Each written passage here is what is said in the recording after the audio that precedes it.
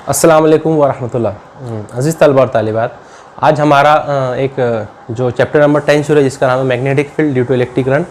तो आज उसका लेक्चर नंबर 2 है। ठीक है, आइए इस लेक्चर की शुरुआत करते हैं। 10 नंबर का चैप्टर हमारा शुरू है जिसका नाम है magnetic field due to electric current. एक लेक्चर इसका मुकम्मल हो गया था, आज लेक्चर नंबर 2 है इसका, जो मैग्नेटिक फील्ड पर मुनहसिर है। तो अगर आपको याद होगा तो पिछले लेक्चर के अंदर हमारा जो इसमें टॉपिक हो चुके थे वो था सबसे पहले इंट्रोडक्शन ऑफ मैग्नेटिक फील्ड, है ना। उसके बाद में मैग्नेटिक फोर्स, लॉरेंज फोर्स और उसकी इक्वेशंस और SI unit and dimension for magnetic field, यहाँ तक हमारा कंप्लीट हो गया था। उसके बाद में पेज नंबर 232 पर अगर हम देखते हैं तो साइक्लोट्रॉन मोशन, उसके बाद में साइक्लोट्रॉन एक्सेलेरेटर और हेलिकल मोशन, ये 3 टॉपिक जो है ये रिड्यूस सिलेबस में है, तो इस साल आपको नहीं पढ़ने, तो इसलिए मैं इसको अभी छोड़ दे रहा हूँ क्योंकि चैप्टर बहुत बड़ा है, हमको जल्द से जल्द इसे कवर करना है। तो डेफिनेटली जो नेक्स्ट ईयर के लिए जो बच्चे होंगे तो उसके लिए तो इंशाल्लाह मैं आपको ये अपलोड कर ही दूंगा। फिलहाल जो हम डिस्कस करने वाले हैं ये वाले टॉपिक्स को छोड़कर हम डिस्कस करने वाले हैं। जब हम पेज नंबर 234 पर आते हैं तो वहाँ पर एक टॉपिक है जिसका नाम है magnetic force on a wire carrying a current. इसका मतलब यह है कि हमको मैग्नेटिक फोर्स निकालना है यहाँ पर। तो देखिए हमारा जो टॉपिक है वो है मैग्नेटिक फोर्स हमें यहाँ कैलकुलेट करना है। Magnetic force on a wire carrying current. ठीक है, यानी हमें यहाँ क्या निकालना है इसको समझ लीजिए। मैग्नेटिक फोर्स मतलब मैग्नेटिक कुव्वत हमें निकालना है ऑन ए वायर के लिए कैरिंग करंट, मतलब अगर एक करंट कैरिंग कंडक्टर वायर लिया जाए, मतलब एक ऐसा तार लिया जाए जिसमें से बरकी राव गुजर रही है, तो उस तार के लिए बरकी राव अगर उसमें से गुजर रही है तो उसके लिए हमको मैग्नेटिक फील्ड मतलब मैग्नेटिक कुव्वत यहाँ पर महसूस करना है, मालूम करना है। सवाल हमारा कैसे बनेगा कि अगर किसी तार के से बरकी राव गुजारी जाए तो उसके सबब उसमें पैदा होने वाली मैग्नेटिक कुव्वत वो आपको मालूम करनी है। जैसा कि आपको पता है कि हमने पिछले लेक्चर के अंदर जो चीज़ें कैलकुलेट की थी, एक हमने निकाला था मैग्नेटिक फोर्स। क्या निकाला था? Magnetic force for a charge particle. एक चार्ज के लिए हमने मैग्नेटिक फोर्स निकाला था, वो किसके बराबर था? QVB sine theta. ठीक है, ये था magnetic force for a charge particle. किसके लिए था ये? चार्ज पार्टिकल के, जहाँ पर Q चार्ज है, velocity V is the velocity of the charge, V is the magnetic field and theta is the angle between V and B। ठीक है, तो यहाँ से हमने जो कैलकुलेट किया था ये था magnetic force for a charge particle. आज हमें जो कैलकुलेट करना है वो magnetic force for a conductor wire, मतलब अगर किसी कंडक्टर वायर से बरकी राव को गुजारा जाए, करंट को गुजारा जाए, तो उसके सबब जो मैग्नेटिक फील्ड यहाँ पर क्रिएट होती है, तो मैग्नेटिक फील्ड जो अपना फोर्स लगाती है वो फोर्स हमें यहाँ पर कैलकुलेट करना है।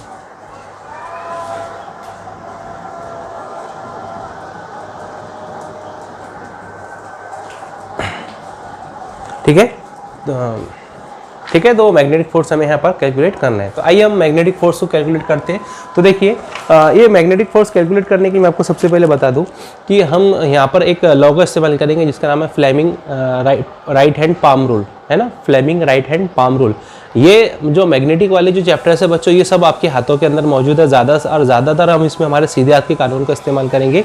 तो Fleming right hand palm rule जो है वो बहुत ही इंटरेस्टिंग रूल है। मैंने आपको पिछले लेक्चर में भी बहुत अच्छी तरीके से बताया था कि हम Fleming right hand palm rule की मदद से किस तरह से मैग्नेटिक फोर्स निकालते हैं। तो देखिए अगर ये आपके पास में करंट कैरिंग कंडक्टर वायर है, ओके, और अगर हम इसको सीधे हाथ में इस तरह से पकड़ें, ठीक है, तो ये जो है आपका थंब जो है ये करंट की डायरेक्शन को जाहिर करता था, और ये जो आपकी मुड़ी हुई उंगलियाँ थी ये आपके मैग्नेटिक फील्ड की डायरेक्शन को जाहिर करती थी। इसे कहा जाता है राइट हैंड रूल। एक था राइट हैंड पाम रूल। तो राइट हैंड पाम रूल कहाँ लगता था? तो मान लीजिए यहाँ पर एक मैग्नेटिक फील्ड है जो इनवर्ड मैग्नेटिक फील्ड है, ठीक है, इनवर्ड मतलब अंदर की तरफ जा रही है। तो मैंने आपको बताया था कि राइट हैंड पाम रूल कैसे लगाया जाता है। तो अगर इनवर्ड मैग्नेटिक फील्ड है तो उसकी जो डायरेक्शन होगी वो आपको कैसी दिखेंगी बोर्ड पर? ऐसे। ये आपके पास में एक इनवर्ड मैग्नेटिक फील्ड है, और कुछ मैग्नेटिक फील्ड्स आउटवर्ड भी होती है। तो आउटवर्ड के लिए इस तरह का सिंबल होता है। यहाँ पर ये जो मैग्नेटिक फील्ड है बच्चों, ये कौन से है? ये आउटवर्ड मैग्नेटिक फील्ड है, ठीक है। और ये खास बात याद रखनी है कि तमाम मैग्नेटिक फील्ड हम यहाँ जो डिस्कस करेंगे वो सब क्या होंगे? यूनिफॉर्म। तो uniform inward magnetic field, uniform outward magnetic field. तो यहाँ पर अगर कंडक्टर वायर हम एक ले ले, इस तरह का कंडक्टर वायर, और इसमें से बरकी राव को गुजारे, ठीक है, तो यहाँ हमें राइट हैंड पाम रूल लगाना है। तो राइट हैंड पाम रूल हम कैसे लगाएंगे, ये जो आपके फिंगर्स है, ये फिंगर्स ऐसे इनवर्ड हमको रखना पड़ेगा, ठीक है। जब हम फिंगर इनवर्ड रखेंगे और हमारे ये जो थंब है, थंब को इस तरह से रखेंगे, ये फिंगर हमारी इनवर्ड है, ठीक है, ये थंब इस तरह से है, तो ये जो पाम जो साइड में होता है, ठीक है, ये तो आपकी करंट की डायरेक्शन है, ये आपकी मैग्नेटिक फील्ड जो इनवर्ड है, ये जो आपको पाम दिखाई दे रहा है, ठीक है, तो ये पाम यहाँ पर हमें क्या जाहिर करता है, ये वाली जो सरफेस है, इसकी मदद से हम यहाँ पर मैग्नेटिक फोर्स निकालते हैं। अगर यहाँ पर आउटवर्ड मैग्नेटिक फील्ड है तो फिर हमको कैसे लेना पड़ेगा, मान लीजिए अगर इसमें से कंडक्टर वायर है, एक कंडक्टर वायर इसमें रखा हुआ है और उस कंडक्टर वायर में से बरकी ऐसे गुजर रही है, ठीक है, तो हम यहाँ पर मैग्नेटिक फील्ड कैसे डिसाइड करेंगे, मैग्नेटिक फील्ड की डायरेक्शन क्या है, तो यहाँ पर मैग्नेटिक फील्ड तो आउटवर्ड है, यहाँ पर मैग्नेटिक फोर्स कैसे डिसाइड करेंगे, तो पाम को इस तरह से रखिए, ये देखिए आउटसाइड है, ठीक है, मैग्नेटिक फील्ड आउटसाइड है, ये करंट की डायरेक्शन है, तो फिर मैग्नेटिक फोर्स किधर होगा, तो आंसर मैग्नेटिक फोर्स ऊपर की जानिब होगा। अगर ये वाले कंडीशन में देखिए तो हमने इस तरह से क्यों रखा है, इसको इस तरह से हमको रखना पड़ेगा, क्यों, क्योंकि ये मैग्नेटिक फील्ड इनवर्ड है, ठीक है, ये करंट की डायरेक्शन है जो आपको ऊपर दिखाई दे रही है, ये साइड में इसका मैग्नेटिक फोर्स लगेगा, ठीक है, तो ये बात आपको ख्याल में रखनी है, ये इनवर्ड मैग्नेटिक फील्ड के लिए और ये आउटवर्ड के लिए। यहाँ पर आउटवर्ड है तो हमने इस तरह से हमारा पाम रखा, ठीक है, इस तरह से जब हम इसको पाम रखेंगे, सॉरी इस तरह से रखेंगे, तो ये जो हमारा फिंगर्स है, ये मैग्नेटिक फील्ड आउटवर्ड आपको बता रहा है, ये करंट की डायरेक्शन है, इसमें मैग्नेटिक फोर्स ऊपर होगा, ओके, और यहाँ पर मैग्नेटिक फोर्स ये वाली साइड में होगा। तो बस वही हमें कैलकुलेट करना है कि अगर किसी करंट कैरिंग कंडक्टर कॉइल को या किसी करंट कैरिंग कंडक्टर वायर को किसी मैग्नेटिक फील्ड में रखा जाए तो उस पर मैग्नेटिक फोर्स क्या होगा, ठीक है। तो देखिए हमारे टेक्स्ट बुक में जो जनरली जो डायग्राम्स अभी तक जो आती थी पिछले सिलेबस में, तो वो सब इनवर्ड मैग्नेटिक फील्ड के लिए रहती थी, लेकिन इस साल इन्होंने ना सब मैग्नेटिक फील्ड जो दिया है सब आउटवर्ड दिया है, तो हम लोग आउटवर्ड को लेकर ही डिस्कस करेंगे। तो ठीक है, मान लीजिए आपके पास में एक मैग्नेटिक फील्ड है जो यूनिफॉर्म है इस तरह की, ठीक है, यहाँ पर आपको ऐसे डॉट डॉट लगाना पड़ेगा, ये आउटवर्ड मैग्नेटिक फील्ड की पहचान है। कैसे आउटवर्ड मैग्नेटिक फील्ड की पहचान है, तो यहाँ पर हमने जो मैग्नेटिक फील्ड है ये सब आउटवर्ड है, मतलब बाहर की जानिब आ रही है, ठीक है, बाहर की जानिब आ रही है, इसका मतलब इसका हम उसको समझते हैं कि जैसे अगर करंट कैरिंग कंडक्टर इस तरह से अगर हम इसको राइट हैंड थंब रूल की मदद से देखें तो ये अगर हमको इस तरह से पकड़े तो ये इनवर्ड होगी और वापस जो पलट कर आएगी वो क्या होंगी, आउटवर्ड होंगी, ठीक है। तो इस तरह से इनवर्ड मैंने आपको पिछले लेक्चर में बताया भी था कि यहाँ पर जो मैग्नेटिक फील्ड होती है इनवर्ड होती है और यहाँ पर जो होती है वो आउटवर्ड होती है। Is it clear? तो वही हमको यहाँ पर मैग्नेटिक फील्ड जो है वो आउटवर्ड है। बच्चों इस मैग्नेटिक फील्ड में एक वायर रखा गया है, मैं थोड़ा सा वायर को मैग्नीफाई करके बता रहा हूँ ताकि आपको इसकी पिक्चर ख्याल में आ जाए, ठीक है। वायर तो जनरली आपको ऐसे दिखती नहीं, बहुत बारीक होती है, लेकिन हम उसकी मैग्नीफाई इमेज बना रहे हैं। तो यहाँ पर एक करंट कैरिंग कंडक्टर वायर है जिसमें से भर की रॉ को गुजारा जा रहा है। तो इसमें करंट की जो डायरेक्शन है बच्चों, करंट की डायरेक्शन ऐसी बताई हुई है, मतलब करंट जो है इसमें इधर से चल रहा है और इधर बाहर निकल रहा है, मतलब करंट की डायरेक्शन इस तरह से, ठीक है। चलो, और ये वाला जो वायर है बच्चों, इसकी जो लेंथ ली गई है वो कैपिटल एल ली गई है। क्या ली गई है? Capital L. तो हमको कैपिटल एल लेकर इसको डिस्कस करना है, ठीक है। इसकी जो लेंथ है वो क्या है? Capital L. यानी कि कैपिटल एल क्या है यहाँ पर? तो capital is the length of wire, ठीक है। I is a current flowing in a wire, ठीक है, current flowing in a wire, ठीक है। चलो एक चीज़ ये। अब दूसरा देखिए, इसमें से करंट ऐसे बह रही है, तो यहाँ पर अगर करंट फ्लो हो रही है, करंट किसकी वजह से फ्लो होती है? तो आंसर है करंट फ्लो होने की वजह है कंडक्शन इलेक्ट्रॉन, ठीक है। कंडक्शन इलेक्ट्रॉन मतलब जो कंडक्टिविटी के लिए रिस्पॉन्सिबल है। तो यहाँ से कंडक्शन ऑफ जो कंडक्टिंग इलेक्ट्रॉन की जो वेलोसिटी होगी, हमेशा आपको याद है कि जो कंडक्शन इलेक्ट्रॉन होते हैं उनके पास में एक वेलोसिटी होती है जिसे कहा जाता है, 11वीं क्लास में हमने डिस्कस किया था, जिसे कहा जाता है ड्रिफ्ट वेलोसिटी। क्या कहा जाता है? Drift velocity. तो कंडक्शन इलेक्ट्रॉन की जो ड्रिफ्ट वेलोसिटी होती है वो करंट के डायरेक्शन के हमेशा अपोजिट होती है। तो यहाँ पर अगर हम डिस्कस करें तो what is the direction for drift velocity, तो हम यहाँ लिखेंगे VD, जो करंट के अपोजिट डायरेक्शन में होती है, वेलोसिटी ऑफ कंडक्शन इलेक्ट्रॉन, मतलब जिसको कहा जाता है ड्रिफ्ट वेलोसिटी। तो यहाँ लिख देंगे, यहाँ VD क्या है? तो VD जो है यहाँ पर drift velocity of conduction electron, drift velocity of conduction electron, ठीक है। ये है आपके पास में drift velocity of conduction electron, ठीक है। अच्छा, अब हमको यहाँ डिसाइड करना है कि मैग्नेटिक फोर्स की डायरेक्शन क्या होगी। तो देखिए मैं आपको समझाता हूँ magnetic force right hand palm rule की मदद से। यहाँ पर मैग्नेटिक फील्ड कैसे बच्चों? आउटवर्ड है, ठीक है। तो राइट हैंड पाम को हमको ऐसे रखना पड़ेगा, मतलब फिंगर्स जो है ये मैग्नेटिक फील्ड की डायरेक्शन को जाहिर करती है। अगर इनवर्ड होता तो हम ऐसे रखते हैं, लेकिन ये तो आउटवर्ड है तो हम इसको ऐसे रखना पड़ेगा, ठीक है। देखिए ख्याल कीजिए, हम इसको कैसे रख रहे हैं, इसको इधर से बताता हूँ मैं, इसको हम ऐसे आउटवर्ड रखेंगे, ठीक है। हम ऐसे आउटवर्ड रखेंगे तो मैग्नेटिक फील्ड देखिए यहाँ पर आउटवर्ड है, और ये जो करंट, जो आपका थंब है, ये करंट की डायरेक्शन को देख, करंट भी इधर है, तो बताइए मैग्नेटिक फोर्स किधर होगा। तो हमने अभी अभी डिस्कस किया है कि मैग्नेटिक फोर्स हमेशा ये जो पाम की जो साइड है इस पर होता है। तो यहाँ पर मैग्नेटिक फील्ड अगर बाहर है, करंट की डायरेक्शन ऐसी है, तो मैग्नेटिक फोर्स की डायरेक्शन किधर होगी, ऊपर की जानी। ओके, बस ये इसका कॉन्सेप्ट है, जिसको ये आता है उसको पूरा क्वेश्चन सॉल्व करते आ जाएगा। मतलब एफ ऑफ एम जो है यानी मैग्नेटिक फोर्स जो है वो अपवर्ड होगा।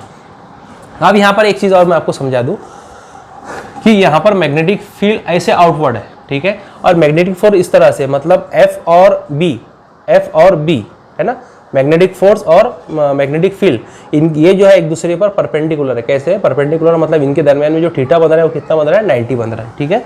तो यहाँ पर एफ ऑफ एम जो है एक दूसरे पर क्या है, पर एफ और बी एक दूसरे के साथ में परपेंडिकुलर है। ये बात भी हमको यहाँ ख्याल रखनी है। ओके, अब आइए इससे कैलकुलेशन शुरू करते हैं। वी नो दैट अगर यहाँ से करंट फ्लो हो रही है तो हमको पता है कि करंट का फार्मूला क्या होता है। We know that I is equals to होता है क्यू अपॉन टी। ओके, तो हम यहाँ से क्यू को कैलकुलेट कर सकते हैं। क्यू किसके बराबर हो जाएगा, आई इंटू टी। इसको इक्वेशन नंबर फर्स्ट बोलते हैं, ठीक है। अच्छा, यहाँ पर वेलोसिटी ऑफ ड्रिफ्ट इलेक्ट्रॉन है, ठीक है। तो हम जानते हैं वेलोसिटी इक्वल टू क्या होता है, डिस्टेंस अपॉन टाइम, है ना। तो वेलोसिटी इक्वल टू डिस्टेंस कितना है यहाँ पर, तो डिस्टेंस तो इसका एल है और टाइम क्या है, टी है। ओके, यहाँ पर भी वी डी लगा दीजिए, तो फिर आपके पास में क्या हो जाएगा, अगर टी को मैं इधर लेके जाऊँगा तो स्मॉल टी इक्वल टू हो जाएगा एल अपॉन वी डी। इसको इक्वेशन नंबर सेकंड बोलिए, ठीक है। अब क्या करेंगे, इस टी की वैल्यू को इक्वेशन नंबर 1 में डालेंगे, तो equation number 1 implies that equation number क्या हो जाएंगे आपकी, Q इज इक्वल्स टू आई और टी किसके बराबर है, L upon V into D. ये आ गया आपके पास में इक्वेशन नंबर 3, ठीक है। चलो अब हम क्या कर सकते हैं, देखिए we know that the formula for magnetic force F of M is equals to क्या होता है, Q V B sine theta into N cap. N cap क्या है, तो N cap is a unit vector in the direction of magnetic force, ठीक है। तो हम इसको क्या लिख सकते हैं, अगर हमारे पास में जो थीटा जो है वो कितना हो, 90 हो, क्योंकि मैंने अभी बताया आपको कि मैग्नेटिक फील्ड और वीडी या मैग्नेटिक फोर्स के दरमियान में जो थीटा बनता है वो कितना बनता है, 90 होता है। ये वाले केस में आपको याद रखना है, देखिए वेलोसिटी इधर है, ठीक है, और मैग्नेटिक फील्ड आउटवर्ड है, तो मतलब वी ऐसे है, ठीक है, वी ऐसे है और ये जो है आपकी मैग्नेटिक फील्ड आउटवर्ड है, तो यहाँ पर भी थीटा कितना है, 90 है। तो थीटा कितना होगा यहाँ पर 90, यानी कि F of M is equals to क्या हो जाएगा, क्यू वी बी साइन 90 कितना होता है, 1 होता है। तो F of M equal to Q V B, यानी कि F of M is equals to Q की वैल्यू कितनी है, क्यू वी बी, ठीक है। यहाँ भी हम डी लगा देंगे क्योंकि ड्रिफ्ट इलेक्ट्रॉन है। ओके, क्यू की वैल्यू हमारे पास में कितनी है, क्यू की वैल्यू हमारे पास में I L upon V D multiply by already यहाँ पर क्या है, V D into B, V D cancel, आपके पास में क्या बचा, F of M is equals to I L B, क्या बचा, F of M equal to I L B. ये है आपके पास में फार्मूला जो हमें आज कैलकुलेट करना था, कि ये इंपॉर्टेंट है, जो आगे चल के काम में आने वाला है। ये वो फार्मूला है जो मैग्नेटिक फील्ड फोर्स के लिए, किसके लिए, for a current carrying conductor wire. अगर किसी मैग्नेटिक फील्ड में किसी कंडक्टिंग वायर को रखा जाए तो उस पर जो फोर्स निकलता है, उस पर जो फोर्स एक्ट करता है, जिसको आप मैग्नेटिक फोर्स बोलते हो, किसके बराबर होता है, आई एल बी के। I is the current, L is the length of the wire and B is the magnetic field. Okay, यही हमें कैलकुलेट करना था, ठीक। ओके, तो अब इसके कुछ हम अलग अलग फॉर्मेट लिख सकते हैं। अगर हम इसका वेक्टर फॉर्म लिखना चाहें तो हम इसको लिखेंगे एफ ऑफ एम, ठीक है, is equals to I L B into N cap. N cap फिर से क्या होगा, यहाँ पर यूनिट वेक्टर होगा, ठीक है। इन तमाम के लिए आपको ख्याल में रखना है कि सिंस यहाँ पर मैग्नेटिक फील्ड कैसी होगी, सिंस मैग्नेटिक फील्ड जो होंगी वो होंगी बच्चों यूनिफॉर्म। कैसे होंगी, यूनिफॉर्म। तो ये तो हमने एक कंडीशन लिख ली। अभी कंडीशन आपके टेक्स्ट बुक में और डिस्कस की गई, वो क्या है कि if B is not perpendicular to the wire, मतलब ये बोल रहा है कि अगर जो मैग्नेटिक फील्ड है वो वायर के परपेंडिकुलर ना हो, अगर मैग्नेटिक फील्ड वायर के परपेंडिकुलर ना हो तो ये फिर मसावात कैसी बन जाएंगी, ये बन जाएंगी F of M is equals to I L, ठीक है, और यहाँ लगा दो क्रॉस बी, ऐसे लगा दो क्रॉस बी, तो ये फार्मूला बन जाएगा I is equals to L cross B. ये फार्मूला कब आएगा, अगर magnetic field is not perpendicular to the wire. यहाँ लिख सकते हैं हम कि if B is not perpendicular to the wire, ठीक है। अगर ये कंडीशन है तो हमारे पास में फार्मूला क्या आ जाएगा, F of M equal to I L B, जहाँ पर I is a current, L is the length of the wire and B is a magnetic field. Okay, तो ये था आपके पास में magnetic force on a wire carrying current. तो हमने क्या कैलकुलेट किया, इसमें हमने ये फार्मूला निकाला F of M equal to I L B, ठीक है, अगर यूनिफॉर्म मैग्नेटिक फील्ड है तो। देखिए कल के लेक्चर में मैंने आपको एक फार्मूला कैलकुलेट करके दिया था, वो था F of M is equals to Q V B sine theta, या F of M is equals to Q V B ये जो मैग्नेटिक फोर्स था फॉर ए चार्ज पार्टिकल, ठीक है। और ये जो मैग्नेटिक फोर्स हमने निकाला है ये करंट कैरिंग कंडक्टर वायर के लिए, इस बात का आपको ख्याल रखना है। तो ये दोनों फार्मूले बहुत ज़्यादा इंपॉर्टेंट है, इन दोनों फार्मूले को याद रखिए। तो ये है करंट कैरिंग कंडक्टर वायर के लिए मैग्नेटिक फोर्स। आई होप आपको समझ में आएगा, इसका आप स्नैपशॉट ले लीजिए। देखिए नेक्स्ट टॉपिक हमारा magnetic force for a arbitrary shaped wire. मतलब अभी जो हमने मैग्नेटिक फोर्स निकाला है वो मैग्नेटिक फोर्स हमने एक स्ट्रेट वायर के लिए निकाला है जिसको हमने मैग्नेटिक फील्ड में रखा था। अब हम जो मैग्नेटिक फोर्स निकालने वाले हैं वो आर्बिटरी शेप के लिए वायर के लिए हम कैलकुलेट करने वाले हैं। तो देखिए मैं आपको बताता हूँ, मान लीजिए इस तरह का आपके पास में एक आर्बिटरी शेप का वायर है, ठीक है। इस तरह का एक आर्बिटरी शेप का आपके पास में वायर है, ओके। इसमें से करंट जो है वो ऐसे फ्लो हो रही है, मतलब आई यहाँ पर करंट है, करंट की डायरेक्शन ऐसी है, यानी नीचे से ऊपर की जानिब करंट जा रही है। और यहाँ पर जो मैग्नेटिक फील्ड ली गई है वो कैसी है, तो ये डॉट जो आपको क्या रिप्रेजेंट करता है कि यहाँ पर जो मैग्नेटिक फील्ड कैसे है वो आउटवर्ड है, कैसे है आउटवर्ड। और ये वायर का जो शेप कैसा है, ये आर्बिटरी है, करंट जो है ऐसे फ्लो हो रही है, ठीक है। ये है आर्बिटरी की शेप वायर। तो आपको क्या करना है, इसका एक स्मॉल अमाउंट ऑफ लेंथ लेनी है। मतलब हम क्या करेंगे, इस वायर में से एक स्मॉल अमाउंट ऑफ लेंथ लेंगे, वो पहले कैलकुलेट करेंगे, बाद में अगर पूरे वायर का अगर हमको मैग्नेटिक फोर्स निकालना है तो उसको इंटीग्रेट कर देंगे। तो अगर इस DL हम यहाँ लेंगे, DL स्मॉल लेंथ, DL के यहाँ पर एक स्मॉल लेंथ है, ओके। तो हमारे पास मैग्नेटिक फोर्स का क्या फार्मूला है जो हमने अभी अभी कैलकुलेट किया था, वो क्या था, F(m) इज इक्वल्स टू, ठीक है, वो था आपके पास में F(m) is equals to IL into B, इस तरह का फार्मूला था आपके पास में। और यहाँ पर n cap is a unit vector.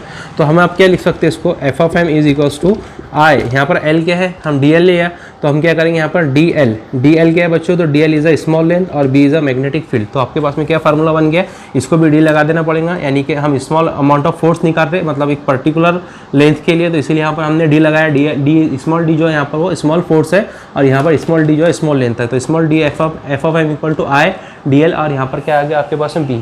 यहाँ पर हमको क्या लगाना पड़ेगा, यहाँ पर हमको क्रॉस लगाना पड़ेगा, क्योंकि ये दोनों हम कैसे ले रहे हैं, वेक्टर क्वांटिटीज ले रहे हैं, इसके लिए हमको यहाँ पर क्या लगाना पड़ेगा, क्रॉस लगाना पड़ेगा, ठीक है। चलो ये आ गया आपके पास में एक फार्मूला। ये हमने कैसे कैलकुलेट किया, तो ये वाले फार्मूले से हमने इसको कैलकुलेट किया। लेकिन अगर हमें पूरे कंडक्टिंग वायर के लिए चाहिए तो इसको क्या कर देना पड़ेगा, इंटीग्रेशन। तो F(m) हम यहाँ कैलकुलेट कर जाएंगे, तो ये हो जाएगा इंटीग्रेशन ऑफ DF(m), किसके बराबर हो जाएगा, integration of DF(m), okay. Integration of DF(m) आपको पता है किसके कितना है आपके पास में, ये आपके पास में IDL क्रॉस B, कितना है ये IDL क्रॉस B। चलो ठीक है, अगर ऐसे है तो यहाँ से I को भी बाहर निकाल लो, B को भी बाहर निकाल लो, ये हो जाएगा क्रॉस DL, ठीक है। ये फार्मूला है बच्चों आर्बिटरी शेप वायर के लिए, किसके लिए, आर्बिटरी शेप वायर के लिए, F(m) इक्वल टू IB और इंटीग्रेशन ऑफ DL। ये फार्मूला हमको याद रखना है। हम इसको इस तरह से भी लिख सकते हैं, F(m) is equals to I यहाँ पर रहेगा, और इसको ब्रैकेट में ले लो, इंटीग्रेशन ऑफ DL, ठीक है, और यहाँ पर क्या कर दो, क्रॉस B, और यहाँ पर लगा दिए वेक्टर का सिंबल, ठीक है। तो ये भी फार्मूला हम लिख सकते हैं, I is equals to F(m) equals to I, और इसकी ये भी एक वेक्टर जो लेंथ है वो भी एक वेक्टर है, इसलिए वेक्टर का सिंबल लगेगा। तो ये जो ये जो फार्मूला है is use to find the magnetic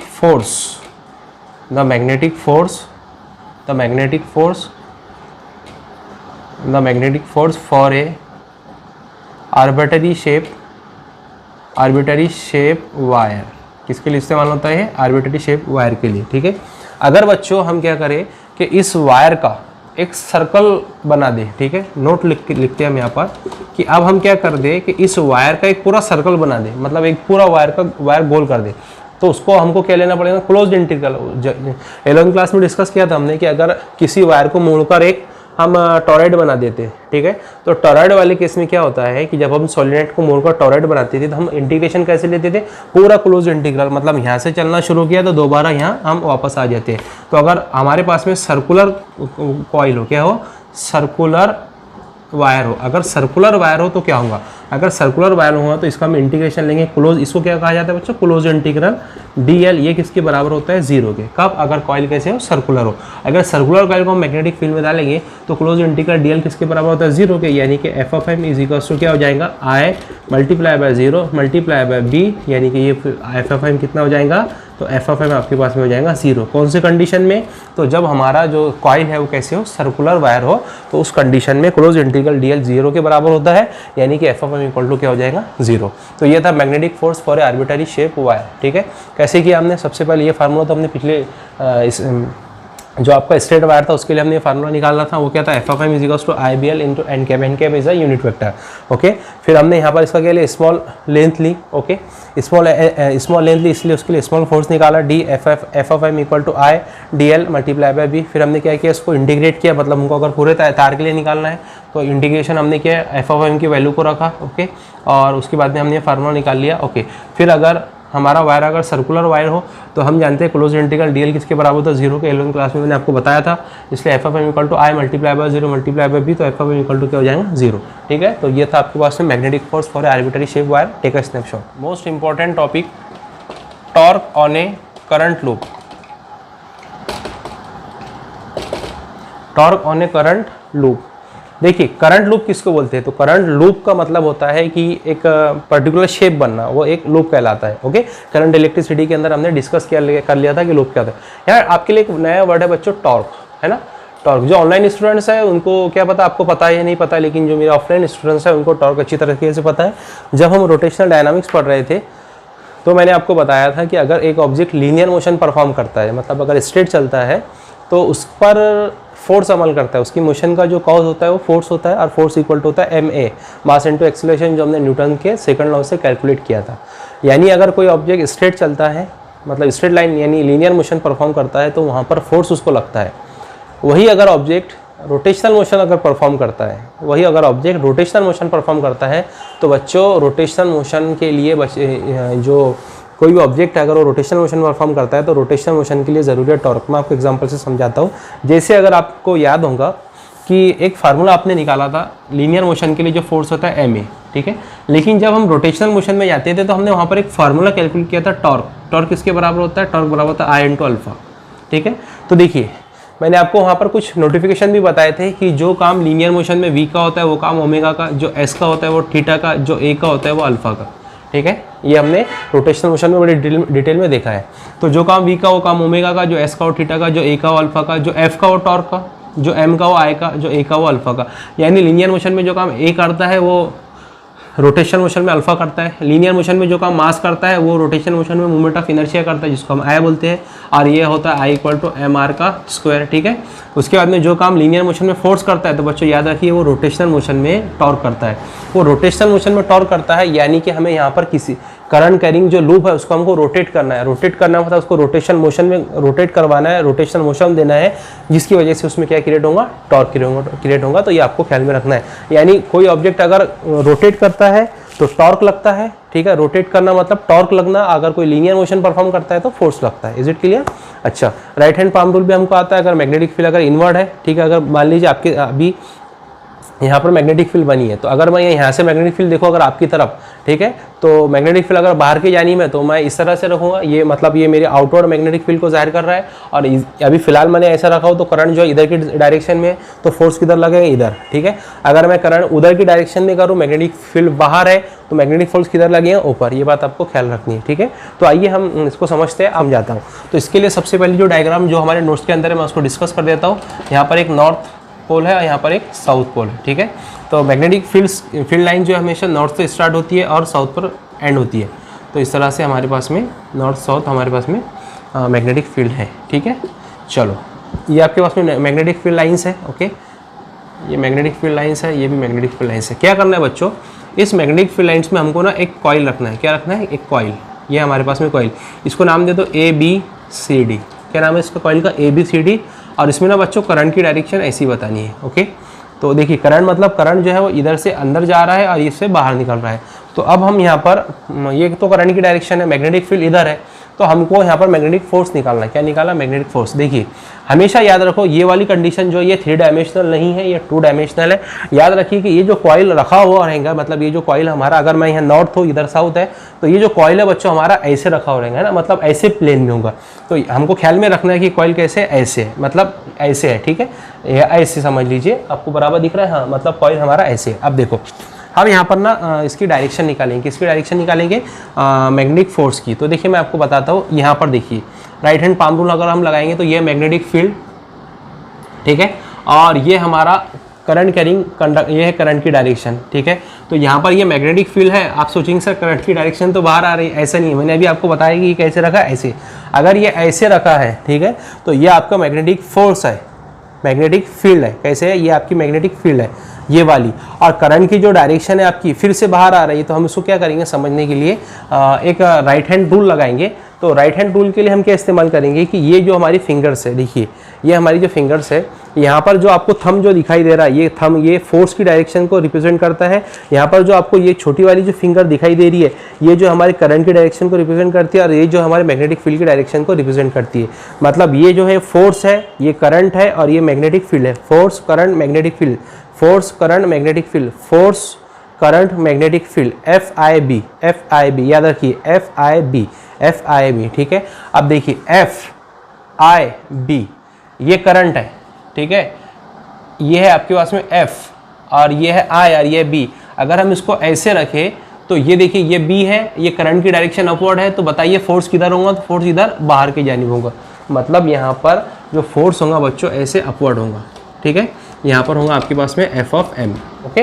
ये वाली कंडीशन में अगर फोर्स अपवर्ड है तो ये साइड में जो फोर्स होगा वो डाउनवर्ड होगा, ऐसे F(m), ठीक है। अब कि F(m) यहाँ पर जो है अपवर्ड है, यहाँ पर F(m) जो है वो डाउनवर्ड है। अगर हम इसको आगे की डायग्राम में मैं आपको बताऊंगा, शायद आपको यहाँ समझ में नहीं आया होगा, क्योंकि ये 2 डायमेंशनल नहीं है, ये जो है ये 1 डायमेंशनल है। 2 डायमेंशनल में अच्छे से समझ में आता है। फिलहाल में अभी याद रख लीजिए यहाँ पर जो फोर्स होगा वो अपवर्ड होगा, ये वाली साइड में यहाँ क्या होगा, डाउनवर्ड होगा। बस इसमें यही चीज़ें बताई गई है, बाकी दूसरा कुछ भी नहीं है, ठीक है। चलो ये तो हमारा एक हुआ। दूसरा, अब जो आपके टेक्स्ट बुक में बताया गया ये बड़ा इंटरेस्टिंग है, इसमें आपको समझ में आ जाएगा। यहाँ पर एक यूनिफॉर्म मैग्नेटिक फील्ड है जो कि कैसी है बताइए, आउटवर्ड है। कैसे है, आउटवर्ड। ये आपके पास में आउटवर्ड मैग्नेटिक फील्ड है। उन्होंने क्या किया, इस आउटवर्ड मैग्नेटिक फील्ड में वो जो कॉइल था हमारा, वो कॉइल को ऐसे रख दिया, और उन्होंने बोला इस कॉइल को नाम दिया गया जैसे कि ये है A, B, C और D, और करंट इसमें ऐसे फ्लो होगा। कैसे फ्लो हो रहा है, ऐसे। मतलब करंट जो है इसमें ऐसे फ्लो हो रहा है, ओके। चलो ये वाली जो लेंथ है बच्चों, मतलब जो इसकी ये वाली लेंथ है, इसको ना L2 लिया गया है, और ये वाली जो लेंथ है इसको ना L1 लिया गया है। ये L1 है तो ये भी L1 है, ये L2 है तो ये भी L2 है। इतना तो आपको समझता है। चलो अगर इसमें करंट ऐसे फ्लो हो रही है तो देखिए मैग्नेटिक फील्ड आउटवर्ड है, यहाँ आपको समझ में आ जाएगा। यहाँ पर मैग्नेटिक फील्ड आउटवर्ड है, ठीक है, ऐसे मतलब, ओके। करंट की डायरेक्शन देखो, ये करंट की डायरेक्शन दिख रही है आपको, मैग्नेटिक फील्ड जो है आउटवर्ड है, ये करंट की डायरेक्शन। तो बताइए यहाँ पर मैग्नेटिक फोर्स किधर होगा, तो आंसर यहाँ पर मैग्नेटिक फोर्स अपवर्ड होगा। तो यहाँ पर जो मैग्नेटिक फोर्स हम लगाएंगे वो अपवर्ड लगाएंगे, F(m). इज इट क्लियर, चलो ठीक है। अब यहाँ आते हैं, ये ऐसी करंट की डायरेक्शन, ये ऐसी करंट की डायरेक्शन। मैग्नेटिक फील्ड जो है वो बाहर की जानिब है, ठीक है, और करंट जो है वो डाउनवर्ड है, ठीक, करंट जो है वो डाउनवर्ड है। मतलब हमको इसको ना ऐसे बताना है। कैसे बताना है, ऐसे, ठीक है। मैग्नेटिक फील्ड बाहर है और करंट जो है वो देखिए ऐसे बता रहा हूँ मैं, करंट की डायरेक्शन नीचे है, ठीक है, और मैग्नेटिक फील्ड जो आउटवर्ड है। तो मैग्नेटिक फोर्स किधर आ रहा है, इधर आ रहा है। तो यहाँ पर मैग्नेटिक फोर्स जो होगा वो इधर होगा, F(m), ठीक है। अच्छा यहाँ देखिए, यहाँ पर मैग्नेटिक फील्ड आउटवर्ड है और करंट जो है ऐसे है, तो हमको कैसे रखना पड़ेगा, ऐसे रखना पड़ेगा। यानी मैग्नेटिक फील्ड आउटवर्ड है और करंट की डायरेक्शन देखो, ये फिंगर थंब दिख रहा है आपको, मतलब करंट की डायरेक्शन में मैग्नेटिक फील्ड आउटवर्ड है, तो फोर्स किधर होगा, पाम की साइड में। तो फोर्स जो होगा वो नीचे होगा, F(m) किधर होगा, इधर होगा, ठीक है। और ये वाली कंडीशन में तो आप ज़्यादा बताने की कोई ज़रूरत नहीं, F(m) जो है वो यहाँ होगा, ओके। अब देखिए ज़रा गौर से, हमने इसको नाम देते, इसको आपके टेक्स्ट बुक के अंदर नाम दिया गया है। इसको कहा गया 1, इसको कहा गया 2, इसको कहा गया 3 और इसको कहा गया 4, ठीक है। अब अगर हम गौर करें, ये आपके पास में L2 है, ये आपके पास में F(4), और ये वाली जो लेंथ है बच्चों ये क्या आपके पास में L2 है। अगर आप गौर करें F2, इसको नाम रख लो आप, इसको नाम रख लेते हैं F1, इसको हमने बोला F2, इसको हमने बोला F3 और इसको बोला F4, ठीक है, 4 नाम दे दिए। अब अगर गौर करें हम, F2 और F4 जो है, F2 और F4 ये सेम लाइन पर है। कैसे लाइन पर है, सेम लाइन पर है, इसलिए ये दोनों जो है एक दूसरे को कैंसिल कर देंगे, दोनों जो है एक दूसरे को कैंसिल कर देंगे। लेकिन हम फिर भी इसके लिए ना मैग्नेटिक फोर्स निकाल लेते हैं कि मैग्नेटिक फोर्स यहाँ पर क्या होगा। तो हम जानते हैं जो मैग्नेटिक फोर्स होता है वो क्या होता है। देखिए अब इसके बाद की जो डायग्राम है वो डायग्राम कैसे है उसको समझिए। इन्होंने क्या किया, ये आपके पास मैग्नेटिक लाइंस थी, ठीक है, ऐसे,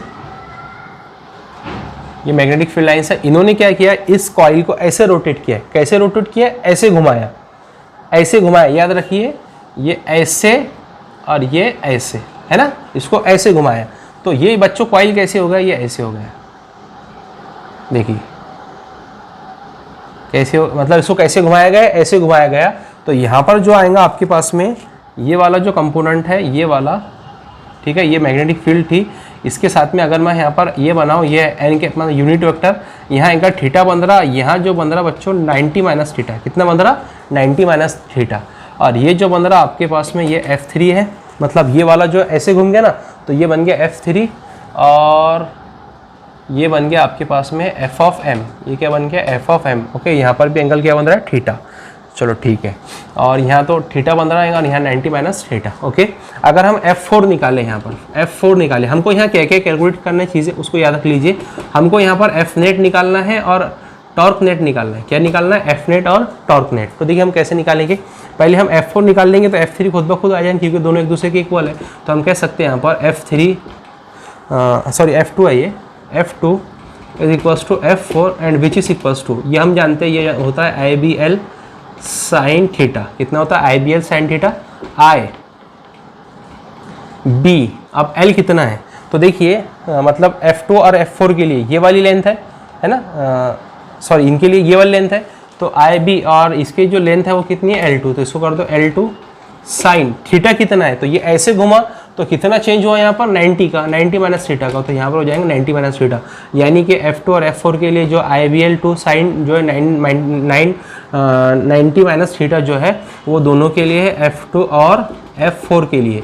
ओके, वो कितना है IBL, ये तो हमको ऑलरेडी पता है, पहले से गिवन है हमारे पास में IBL sine theta, I as it is, B as it is, और यहाँ पर L2 is a length. Okay, for F4 and F2 और साइन 90 माइनस थीटा हमने यहाँ से लिखा। चलो ठीक है, ये बात है। लेकिन यहाँ पर एक खास बात है, दोनों भी सेम लाइन पर है, तो F2 और F3 जो है, F2 और F4 जो एक दूसरे को कैंसिल कर देते हैं। मतलब यहाँ पर F ऑफ नेट कितना होगा, तो यहाँ पर F ऑफ नेट जो होगा बच्चों वो हो जाएगा 0। कितना हो जाएगा 0। अगर फोर्स ही नहीं है तो टॉर्क तो यहाँ पर क्रिएट नहीं होगा, मतलब ये दोनों कंपोनेंट की वजह से टॉर्क यहाँ पर क्रिएट नहीं हुआ। लेकिन ये दोनों एक दूसरे को कैंसिल नहीं करते। क्यों नहीं कैंसिल करते, क्योंकि ये यहाँ पर टॉर्क क्रिएट करते हैं। क्या क्रिएट करते हैं, टॉर्क। जब यहाँ पर टॉर्क क्रिएट करेंगे तो हम इसके लिए फोर्स निकालेंगे। तो देखिए मैं इसके लिए आपको फोर्स निकाल के बताता हूँ F3 के लिए। किसके लिए, F3 के लिए। तो F3 के लिए अगर हम, या पहले हम F1 के लिए निकालते हैं, F1 के लिए हम निकालेंगे। तो F1 के लिए हमारे पास में फिर से फार्मूला क्या है, IBL sine theta. Okay, IB। अब इनके लिए F3 और F1 के लिए, यानी कि F3 इक्वल टू F1 है, ठीक है, दोनों भी फोर्स एज इट इज है। तो यहाँ पर IBL होगा और साइन थीटा, तो L कितना होगा यहाँ पर, तो इनके लिए जो लेंथ है वो L1 है, यहाँ लगा L1, और साइन थीटा कितना है, साइन 90 है, ठीक है। साइन 90 कितना होता है, 1 होता है, मतलब यहाँ हो जाएगा IBL, यहाँ पर हो जाएगा L1 आपके पास में। ये एक इंपॉर्टेंट रिलेशन है जो F3 और F1 का क्या है बच्चों, इनका मैग्नीट्यूड है। क्या है ये, इनका मैग्नीट्यूड। ये किसके बराबर, IBL1।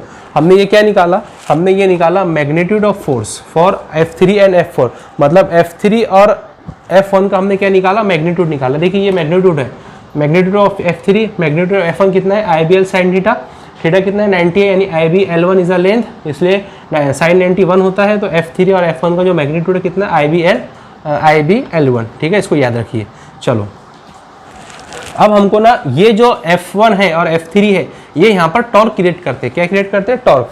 अगर ये यहाँ पर टॉर्क क्रिएट करते हैं तो हमको यहाँ पर टॉर्क निकालना है। क्या निकालना है, टॉर्क। वो टॉर्क निकालने के पहले एक चीज़ यहाँ पर और समझ लीजिए, यहाँ पर F1 है। यहाँ पर मैं आपको एक चीज़ बता देता हूँ कि ये जो डिस्टेंस है, ये डिस्टेंस कितना है, L2 साइन थीटा। कितना है, L2 साइन थीटा। ये पूरे इसके लिए है ना, पूरा इस तरह का जो कॉइल है उसके लिए कितना है, L2 साइन थीटा। तो हम क्या करेंगे, इसको ना हाफ में डिवाइड कर देंगे, मतलब इतना हाफ L2 साइन थीटा, इतना हाफ L2 साइन थीटा।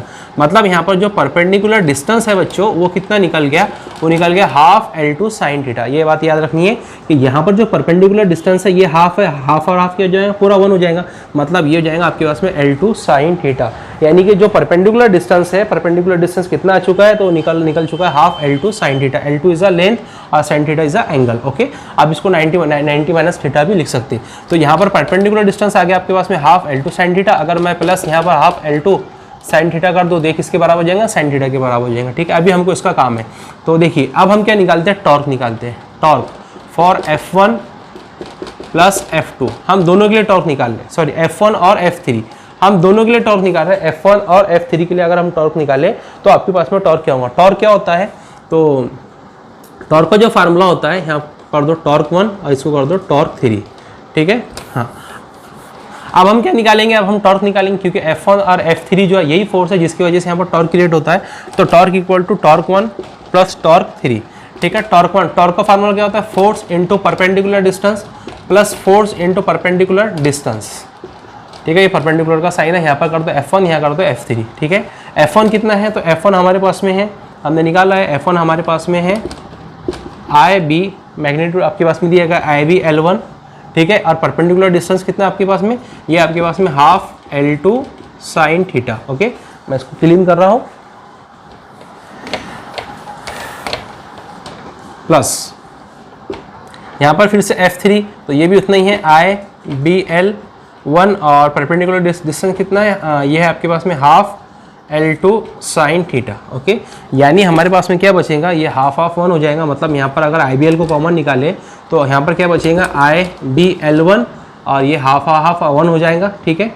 तो ये क्या जाएगा L1 L2 into sine theta, क्या हो गया आपके पास में टॉर्क कितना निकल गया IBL1 L2 into sine theta, मतलब टॉर्क इक्वल टू क्या बन जाएगा IBL1 L2, L1 is a length, sorry L1 is a length और L2 is a breadth, length और ब्रीथ क्या हो जाएगा, एरिया हो जाएगा, मतलब L1 L2 की जगह हम क्या लिख सकते हैं, एरिया लिख सकते हैं इंटू साइन थीटा, ठीक है। ये निकल गया आपके पास में टॉर्क, यही वो टॉर्क है जिसकी वजह से हमको करंट कैरिंग लूप पर हमारा टॉर्क लगता है, ओके। अगर if n is a number of turns, मतलब जो हमारा कॉइल था उसमें नंबर ऑफ टर्न अगर n हो तो टॉर्क डैश क्या होगा, टॉर्क डैश बराबर होगा torque into n, n is a number of turn और टॉर्क आपके पास में ऑलरेडी है, तो टॉर्क डैश आपके पास में क्या निकल जाएगा, n यहाँ पर एज इट इज रहेगा और टॉर्क आपके पास में क्या है IBA साइन थीटा, यानी कि torque dash is equals to NIBA sine theta, और यही था फार्मूला जो बच्चों हमें कैलकुलेट करना था, torque dash equal to NIBA sine theta.